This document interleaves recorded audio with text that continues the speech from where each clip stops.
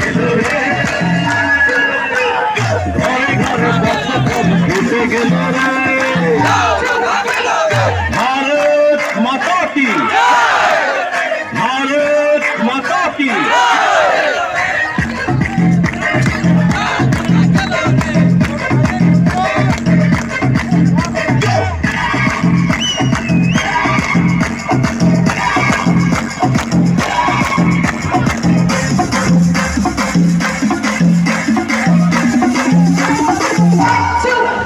আবার ত্রিপুরাবাসীর ঘরে ঘরে খুশি এলো রে,